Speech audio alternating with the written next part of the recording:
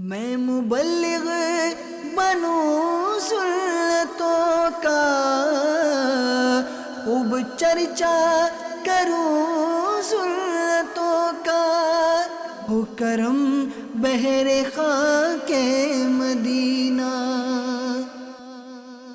الحمدللہ رب العالمین والصلاة والسلام علی سید المرسلین، اما بعد فاعوذ باللہ من الشیطان الرجیم، بسم اللہ الرحمن الرحیم۔ الصلاة والسلام علیک یا رسول اللہ وعلی آلک واصحابک یا حبیب اللہ۔ الصلاة والسلام علیک یا نبی اللہ وعلی آلک واصحابک یا نور اللہ۔ حضور اکرم نور مجسم شاہ بنی آدم صلی اللہ علیہ وآلہ وسلم کا فرمان عالی شان ہے، اللہ پاک کی خاطر آپس میں محبت رکھنے والے جب آپس میں ملیں، ہاتھ ملائیں اور نبی صلی اللہ علیہ وآلہ وسلم پر درود بھیجیں تو ان کے جدا ہونے سے پہلے دونوں کے اگلے پچھلے گناہ بخش دیے جائیں گے۔ صلو علی الحبیب صلی اللہ تعالی علی محمد وعلی آلہ وصحبہ وبارک وسلم۔ آج اللہ پاک کی نعمتوں کی قدر کرنے کے حوالے سے کچھ مدنی پھول سنیں گے۔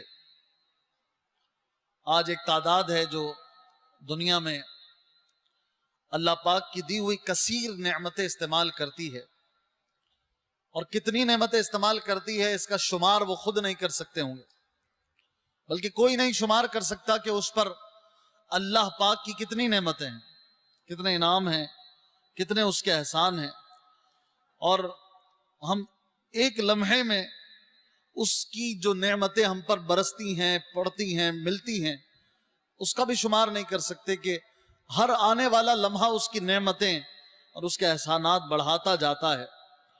کوئی کامل اس کی پہچان نہیں رکھتا مگر اللہ پاک جسے خود جتنی پہچان عطا فرما دے کہ اس کے انعامات کتنے ہیں۔ حقیقت یہ ہے کہ ہم جن نعمتوں کا جتنا شعور رکھتے ہیں، ہم ان نعمتوں کی بھی ٹھیک طرح قدر نہیں کر پاتے، اور ان نعمتوں پر خالق و مالک کا شکر کرنے والے تو بہت کم ہیں۔ شاید یہی وجہ ہے کہ اگر ایک نعمت بھی ہماری چلی جاتی ہے تو ہم شکوہ شکایات کے ڈھیر لگا دیتے ہیں، اور اس طرح ایک نعمت کے جانے پر دوسری کئی نعمتوں کی ناقدری اور ناشکری شروع ہو جاتی ہے۔ ہمیں اپنی سوچ کو کیسا رکھنا چاہیے، اس معاملے میں ہماری کیا ذہنیت ہونی چاہیے، صبر و شکر کا سلسلہ کیسا ہونا چاہیے، آج ہم انشاءاللہ اس بارے میں سنیں گے۔ اللہ کرے کہ سارا بیان اچھی اچھی نیتوں کے ساتھ سننے اور سمجھنے کی ہمیں سعادت حاصل ہو۔ سیدنا امام اوزاعی رحمت اللہ تعالی علیہ فرماتے ہیں کہ مجھے ایک بزرگ نے یہ واقعہ سنایا کہ میں اولیاء کرام کی تلاش میں رہتا اور ان کی قیام گاہوں یعنی ان کے رہنے کی جگہوں کو ڈھونڈتا رہتا، کبھی صحراؤں میں، کبھی پہاڑوں میں، کبھی جنگلوں میں پھرتا تاکہ اللہ کے ولی مل جائیں، ان کی صحبت سے فیض یاب ہو سکوں۔ ایک مرتبہ اسی مقصد کے تحت میں مصر کی طرف روانہ ہوا۔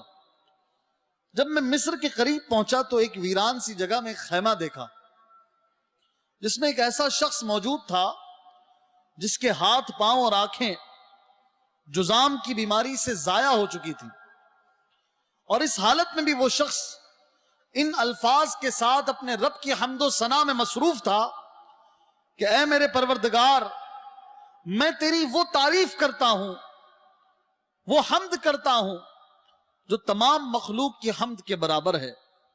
اے میرے پروردگار، بے شک تو تمام مخلوق کا خالق یعنی بنانے والا ہے، اور تو سب پر فضیلت رکھتا ہے۔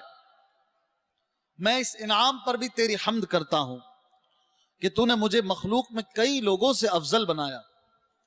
وہ بزرگ فرماتے ہیں کہ میں نے جب اس بیمار شخص کی یہ حالت دیکھی، اتنی بیماریوں کے باوجود ہاتھ پیر میں جذام ہے اور بیماری میں بستر پہ پڑا مگر اللہ کی حمد کر رہا ہے، تو میں نے کہا خدا کی قسم میں اس شخص سے ضرور یہ پوچھوں گا کہ کیا حمد کے یہ پاکیزہ کلمات تمہیں کسی نے سکھائے ہیں یا تم پر الہام کیے گئے؟ چنانچہ اسی ارادے سے میں اس کے پاس گیا اور اسے سلام کیا. اس نے میرے سلام کا جواب دیا. میں نے کہا اے نیک انسان، میں تم سے ایک چیز کے بارے میں پوچھنا چاہتا ہوں، کیا تم جواب دو گے؟ وہ کہنے لگا اگر معلوم ہوا تو ضرور جواب دوں گا. میں نے کہا تمہارے ہاتھ پاؤں اور آنکھیں تک ضائع ہو چکی ہیں، پھر وہ کون سی نعمت ہے جس پر تم اللہ کی حمد کر رہے ہو، اور وہ کون سی فضیلت ہے جس پر تم شکر کر رہے ہو؟ وہ شخص کہنے لگا کیا تو دیکھتا نہیں کہ میرے رب نے میرے ساتھ کیا معاملہ فرمایا؟ میں نے کہا کیوں نہیں، میں سب دیکھ چکا ہوں. پھر وہ کہنے لگا دیکھو، اگر اللہ پاک چاہتا تو مجھ پر آسمان سے آگ برسا دیتا جو مجھے جلا کر راکھ کر دیتی. اگر وہ پروردگار چاہتا تو پہاڑوں کو حکم دیتا اور وہ مجھے تباہ و برباد کر ڈالتے. اگر اللہ چاہتا تو سمندر کو حکم دیتا، وہ مجھے غرق کر ڈالتا. اگر اللہ چاہتا تو زمین کو حکم دیتا، وہ مجھے اپنے اندر دھسا دیتی. لیکن دیکھو، اللہ پاک نے مجھے ان تمام مصیبتوں سے محفوظ کر رکھا ہے، پھر میں اپنے رب کا شکر کیوں نہ ادا کروں؟ پھر میں کیوں نہ اس کی حمد کروں اور اس پاک پروردگار سے کیوں نہ محبت کروں؟ اللہ اکبر، اللہ اکبر. کیا سوچ تھی اس شخص کی، کیا ذہنیت تھی اس کی. اتنی بیماریوں کے باوجود، اتنے مصائب کے باوجود بھی وہ اللہ کا شکر ادا کر رہا ہے، اللہ کی حمد کر رہا ہے. اور کیسا صابر و شاکر انسان ہے. اور ہائے افسوس، ہمارا کیا حال ہے، دن رات گناہوں میں غرق اور صبح و شام اللہ کی نافرمانیوں میں مست. اس کے باوجود ذرا سی ٹھوکر لگتی ہے، ذرا سی چوٹ آ جاتی ہے، ذرا سی تکلیف پہنچ جاتی ہے، ذرا سی مال کی کمی ہوتی ہے تو شکوہ شکایات کے دفتر کھل جاتے ہیں، انبار لگ جاتے ہیں. ہائے، امیر علیہ سنت عرض کرتے ہیں نا، میرے سر پہ عصیاں کا بار مولا، میرے سر پہ عصیاں کا بار مولا، بڑھا جاتا ہے دم بدم یا الہی، بڑھا جاتا ہے دم بدم یا الہی. زمین بوجھ سے میرے پھٹتی نہیں ہے اللہ، زمین بوجھ سے میرے پھٹتی نہیں ہے. یہ تیرا ہی تو ہے کرم یا الہی، یہ تیرا ہی تو ہے کرم یا الہی. بنا دے مجھے نیکوں کا صدقہ، بنا دے مجھے نیکوں کا صدقہ. گناہوں سے ہر دم بچایا الہی، گناہوں سے ہر دم بچایا الہی. بجاہ النبی الامین صلی اللہ تعالی علیہ وآلہ وسلم. میٹھے میٹھے اسلامی بھائیوں، مدنی چینل کے ناظرین، غور کیجئے، وہ انسان اور ایک ہم انسان، ہاتھ پاؤں آنکھیں اس کی چلی گئیں، جسم کے اہم اعضاء اس کے چلے گئے، لیکن پھر بھی شکر کر رہا ہے، صبر کر رہا ہے۔ اور اگر خدا نہ خواستہ ان تینوں میں سے کوئی ایک عضو ہمارا کم ہو جائے، اللہ نہ کرے کسی پر یہ آفت آئے، آنکھیں چلی جائیں، ہاتھ چلے جائیں، پیر چلے جائیں، تو پھر ہماری کیا حالت ہے؟ ہم ٹھیک طرح سے زندگی کا لطف نہ اٹھا سکیں۔ لیکن ایسی حالت میں شکر کرنا، شکوے سے گریز کرنا بہت بڑی سعادت ہے۔ اللہ تبارک و تعالی یہ اپنے خاص بندوں کو ایسے حالات میں شکر اور صبر عطا فرماتا، شکوے سے بچنا عطا فرماتا ہے۔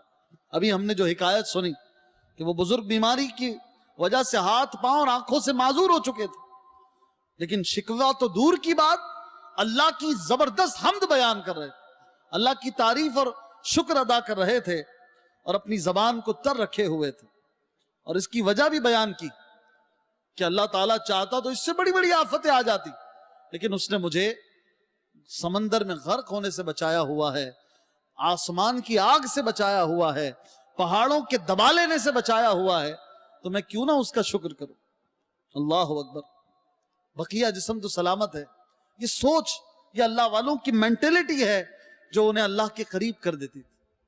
اپنے خالق و مالک کی نعمتوں کی پہچان انہیں جس انداز سے تھی، اس وجہ سے یہ شکر کیا کرتے تھے، وہ صبر کرتے تھے کہ اگر آنکھیں چلی گئیں، کان تو سلامت ہے، زبان تو سلامت ہے، سن تو سکتا ہوں، بول تو سکتا ہوں، دل تو دھڑک رہا ہے، دل تو سلامت ہے، یہ بھی تو رب کریم کی عطا ہے، سانسیں چل رہی ہیں، یہ بھی تو اس کا انعام ہے، یہ اس پروردگار کی رحمت ہے کہ میرے دیگر اعضاء سلامت ہیں۔ اللہ تعالی ہمیں بھی ان بزرگان دین کے صدقے صبر کرنے اور شکر کرنے والا بنا، شکوہ شکایات سے بچتے رہنے کی ہمیں سعادت اور توفیق عطا فرما۔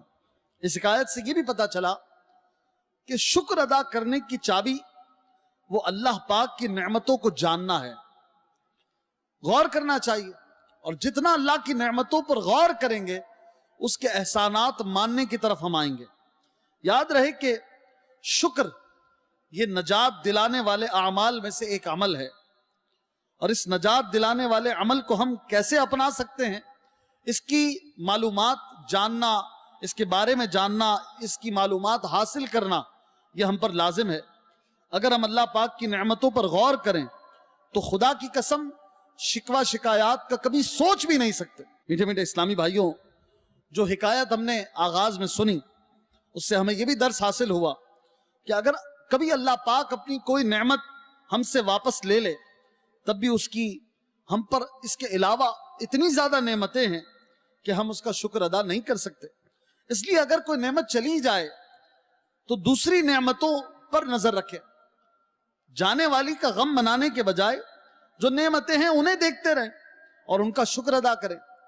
تقدیر میں کیا لکھا ہے اسے کوئی نہیں جانتا، لیکن اس میں شک نہیں کہ کبھی ایسا بھی ہوتا ہے کہ کوئی نعمت جو اللہ پاک نے ہمیں عطا کی ہوئی ہوتی ہے وہ ہمارے لیے زحمت کا باعث بننے والی ہوتی ہے۔ اتنے میں وہ رب کریم ہم پر رحم فرماتے ہوئے وہ نعمت واپس لے لیتا ہے۔ بتائیے اس واپس لے لینے میں ہمارا فائدہ ہے کہ نقصان؟ جو زحمت بننے والی تھی، جو بڑے نقصان کا سبب بننے والی تھی، اللہ پاک نے اس چیز کو ہم سے دور کر کے بڑے نقصان سے ہمیں بچا لیا۔ تو یہ مہربان رب کریم کا ہم پر احسان ہوا کرتا ہے بعض اوقات کہ کبھی نعمت چلی جاتی ہے اور ہم بڑی مصیبت سے بچ جاتے ہیں، ہم بڑی پریشانی کے سامنے سے بچ جاتے ہیں۔ اس پر ہمیں رب کا شکر ادا کرنا چاہیے، نہ کہ شکوہ کرنا چاہیے۔ اللہ تبارک و تعالیٰ قرآن پاک پارہ نمبر 2 سورہ بقرہ کی آیت نمبر 216 میں فرماتا ہے وَعَسَىٰ أَن تَكْرَهُوا شَيْئًا وَهُوَ خَيْرٌ لَكُمْ۔ ترجمہ کنز ایمان، قریب ہے کہ کوئی بات تمہیں بری لگے اور وہ تمہارے حق میں بہتر ہو۔ وَعَسَىٰ أَن تُحِبُّوا شَيْئًا وَهُوَ شَرٌّ لَكُمْ، اور قریب ہے کہ کوئی بات تمہیں اچھی لگے، پسند آئے، اور تمہارے حق میں وہ بری ہو۔ وَاللَّهُ يَعْلَمُ وَأَنْتُمْ لَا تَعْلَمُونَ، اللہ جانتا ہے تم نہیں جانتے۔ اللہ جانتا ہے اور ہم نہیں جانتے کہ کیا اچھا ہے کیا برا ہے. اس آیت کریمہ کی تفسیر میں صراط الجنان میں لکھا ہے کہ تمہیں طبعی طور پر کوئی چیز ناگوار ہونا اس بات کی علامت نہیں کہ وہ چیز ویسے ناپسندیدہ اور نقصان دہ ہے. جیسے کڑوی دوائی، انجیکشن اور آپریشن طبعی طور پر تو ہمیں ناپسند ہوتا ہے، لیکن وہ نقصان دہ نہیں بلکہ فائدہ مند ہوتا ہے. یوں ہی کسی چیز کا تمہیں پسند ہونا اس بات کی دلیل نہیں کہ وہ اچھی اور فائدہ مند ہے. بچے کو پڑھائی کی جگہ ہر وقت کھیلتے رہنا پسند ہوتا ہے. شوگر کے مریض کو مٹھائی نہایت پسند ہوتی ہے. اس کا یہ مطلب نہیں کہ بچے کے لیے کھیلتے رہنا یا شوگر کے مریض کے لیے مٹھائیاں یہ مفید ہیں، بلکہ نقصان دہ ہوا کرتی ہیں. لہٰذا اچھا یا برا ہونے کا مدار اپنی سوچ نہیں بلکہ اللہ پاک کا حکم پاک ہے. اللہ تعالیٰ نے جس چیز کا حکم دیا وہ بہرحال ہمارے لیے بہتر ہے، اور جس سے منع فرما دیا وہ ہمارے لیے بہتر نہیں. کبھی ایسا بھی ہوتا ہے کہ کسی نعمت کے چلے جانے یا کسی مصیبت کے مبتلا ہونے میں کوئی اور حکمت کار فرما ہوتی ہے. لہٰذا ہمیں چاہیے کہ ہر حال میں دامن صبر تھامے رہیں اور شکوہ شکایات کے بجائے شکر سے اپنی زبان تر رکھیں. بعض اوقات کسی کا مال چلا جاتا ہے، بہت سارا مال چلا جاتا ہے، نقصان ہو جاتا ہے، کسی کی گاڑی چلی جاتی ہے، کسی کی موٹر سائیکل چلی جاتی ہے، کسی کا موبائل چلا جاتا ہے. ہو سکتا ہے اس موبائل کی وجہ سے اس کی جان چلی جانے والی تھی، وہ گاڑی کی وجہ سے ایسا حادثہ ہوتا کہ وہ مر جاتا. وہ گاڑی چلی گئی، نقصان ہوا، گاڑی بیچنی پڑی. بندہ بولتا ہے یار اتنی بڑی نعمت مجھ سے چلی گئی، موٹر سائیکل چلی گئی. ارے بھائی کیا پتا اس موٹر سائیکل کا تمہارے پاس رہنا بڑے نقصان کا سبب ہوتا، تمہاری ٹانگیں چلی جاتی یا تم ہی دنیا سے چلے جاتے. اللہ تعالیٰ نے تمہیں بڑے نقصان سے بچا لیا، بائک چلی گئی، جان بچ گئی. اللہ تعالیٰ جو کرتا ہے وہ بہتر کرتا ہے. بعض اوقات بندے کے لیے اللہ تبارک و تعالیٰ کی طرف سے مصیبتوں کا آنا اس کے درجات کی بلندی کا سبب ہوتا ہے.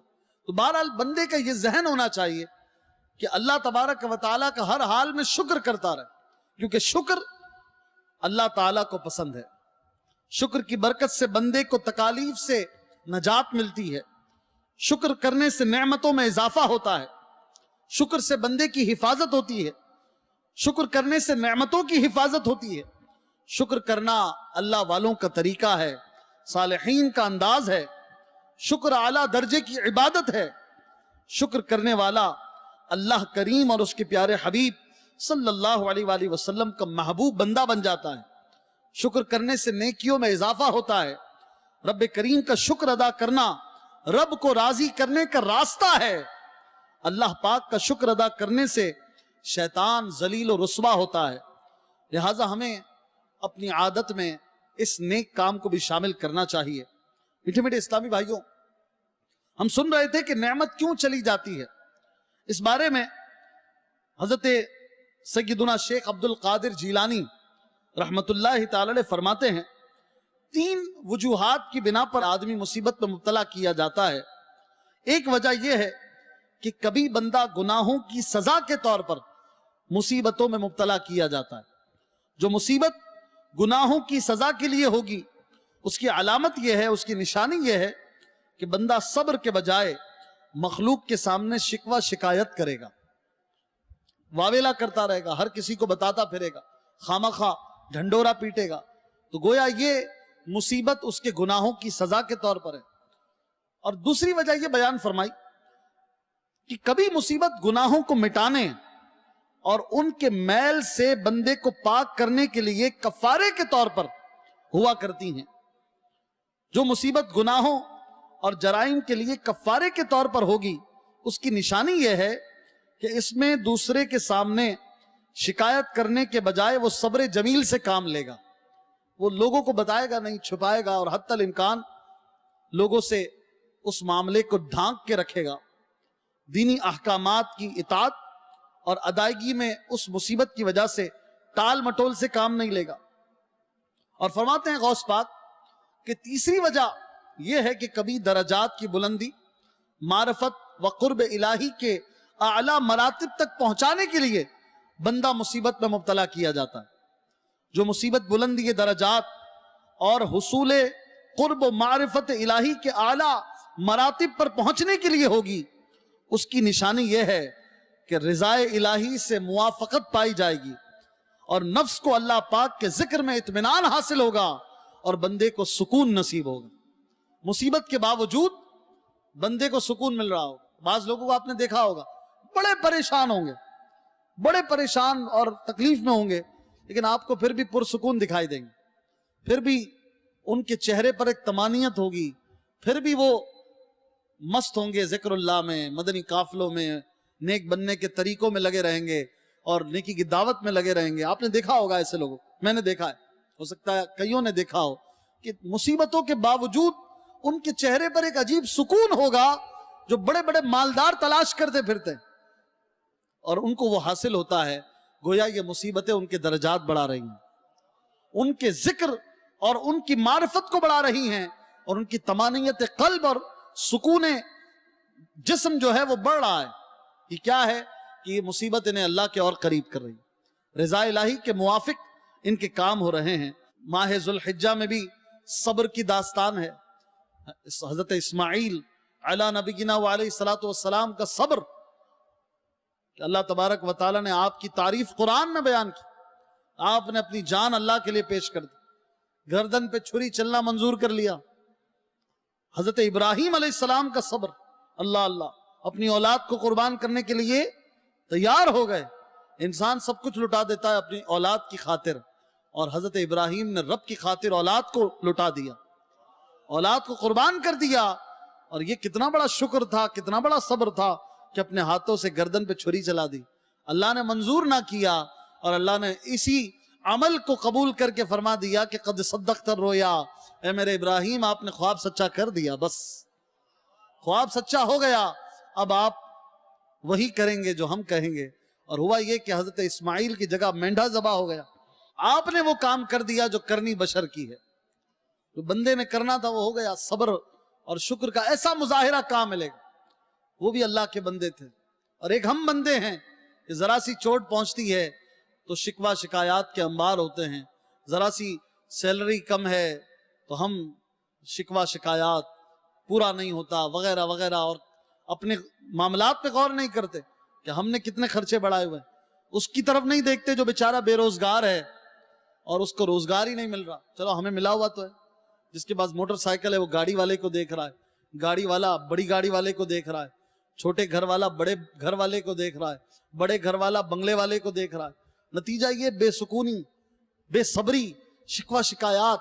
حالانکہ دنیاوی نعمتوں کے معاملے میں حدیث پاک کا حکم ہے کہ اپنے سے کمتر کو دیکھو، اپنے سے نیچے والے کو دیکھو، اور نیکیوں کے معاملے میں، آخرت کے معاملے میں اپنے سے آگے والے کو دیکھو، اپنے سے بڑے نیک کو دیکھو، تاکہ اس کو فالو کرتے رہو، اس کو دیکھ دیکھ کے اور نیکیاں کرنے کا جذبہ ملتا رہے۔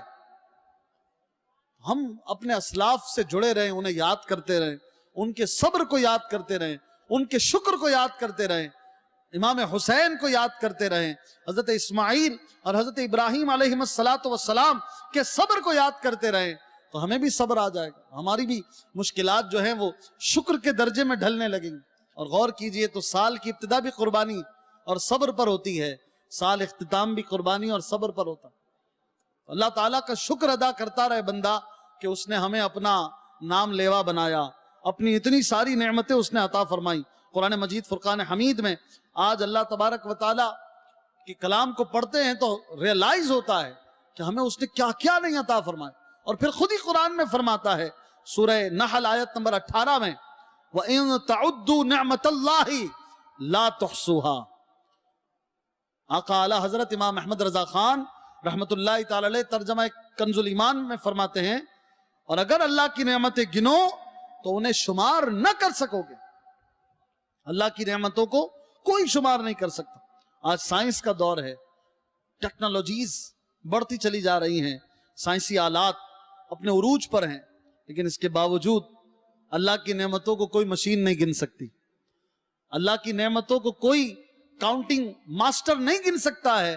اللہ کی نعمتیں اتنی ہیں، اور جتنی سائنس ترقی کرتی جا رہی ہے، آپ غور کیجئے، جتنی سائنس ترقی کرتی جا رہی ہے، اللہ کی نعمتوں کا جو معرفت کا معاملہ ہے، پہچان کا معاملہ ہے، وہ بڑھتا جا رہا ہے۔ اللہ کی نعمتیں اور سامنے آ رہی ہیں کہ کائنات، یہ یونیورس کیا ہے، یہ کائنات کیا ہے، اس میں کتنی مخلوق ہیں، اس میں کیا کیا راز چھپے ہوئے ہیں، کس طرح بادل برستا ہے، کس طرح زمین زندہ ہوتی ہے، کس طرح اناج اگتا ہے، کس طرح دانہ اندر پڑتا ہے، کس طرح کھانا باہر نکلتا ہے، کس طرح اسے پیس کر انسان کے لیے خوراک بنتی ہے، وہ خوراک کس طرح باہر نکلتی ہے، اپنی منزل پہ پہنچتی ہے، یہ خوراک اندر جا کر کیا کام کرتی ہے، کس طرح اس کے الگ الگ درجات بنتے ہیں، کچھ مادہ غلاظت کا بن جاتا ہے، کچھ طاقت کا بن جاتا ہے، کچھ خوراک جو ہے وہ خون بن جاتی ہے، یہ سارا سسٹم اللہ چلا رہا ہے، ہر انسان کو یہ ملا ہوا ہے۔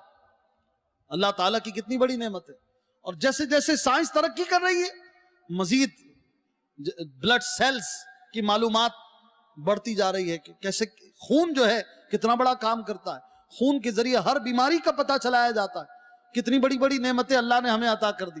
دل کے کام کیا ہیں، گردوں کے کام کیا ہیں، پتے کا کام کیا ہے، کس طرح کان سنتے ہیں، کس طرح زبان بولتی ہے، کس طرح ہارٹ کام کرتا ہے، کس طرح بلیڈر کام کرتا ہے، کس طرح مثانے کام کرتے ہیں، گھٹنے کیسے موومنٹ کرتے ہیں۔ اللہ کی شان، جیسے جیسے علم بڑھتا جا رہا ہے، اللہ کی معرفت بڑھتی جا رہی ہے، اللہ کی نعمتوں کی پہچان بڑھتی جا رہی ہے۔ اور پھر وہ آیت یاد آتی ہے جو سورہ رحمان میں اللہ پاک نے 31 مرتبہ بیان فرمائی اور فرمایا، اے انسان اور اے جن، فَبِأَيِّ آلَاءِ رَبِّكُمَا تُكَذِّبَانِ، تو تم اپنے رب کی کون کون سی نعمتوں کو جھٹلاؤ گے، کس کس نعمت کو جھٹلاؤ گے؟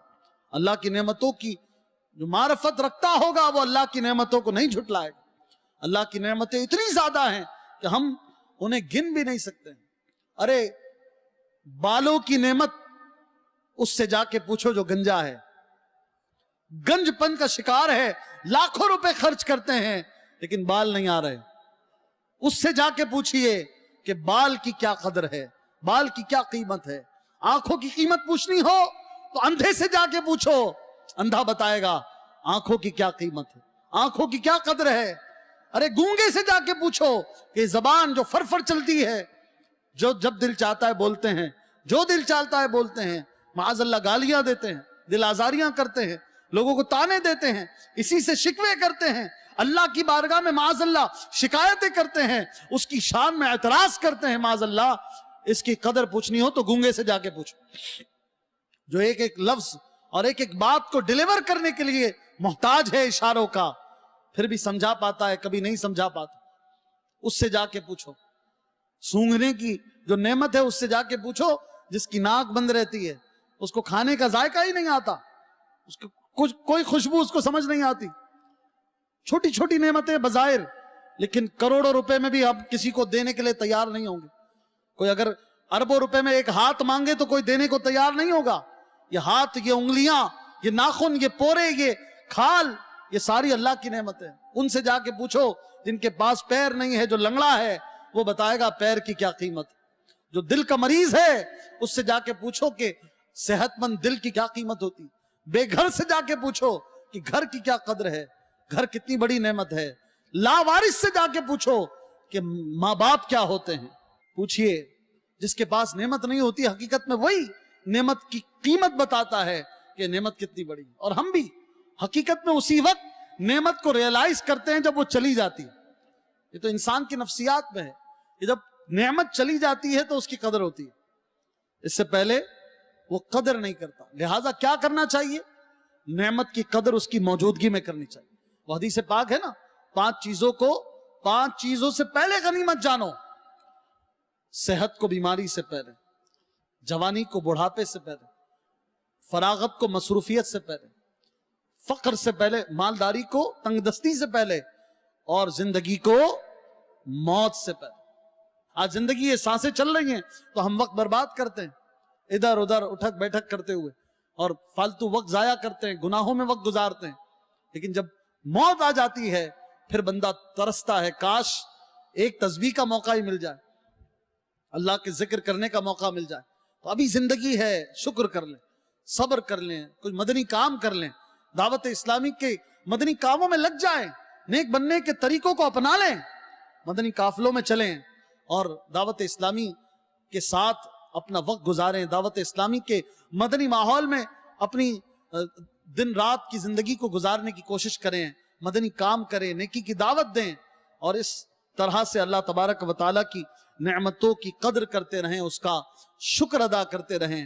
یاد رہے جب یہ سانس کی مالا ٹوٹ جائے گی پھر نعمتوں کی قدر ہوگی۔ مرنے والا یہ اپنے گھر کے لیے، کبھی اپنے بچوں کے لیے وہ تڑپ رہا ہوتا ہے، جتنی زیادہ نعمتیں ہوتی ہیں اتنا زیادہ اس کو پریشانی بھی ہوتی ہے۔ جو ہمارے بزرگوں نے کتابوں میں لکھا کہ مرنے والا اس کو یہ ٹینشن اور یہ کیفیت بھی ہوتی ہے کہ سب کچھ چھوٹ رہا ہے، سب چھوٹ جائے گا۔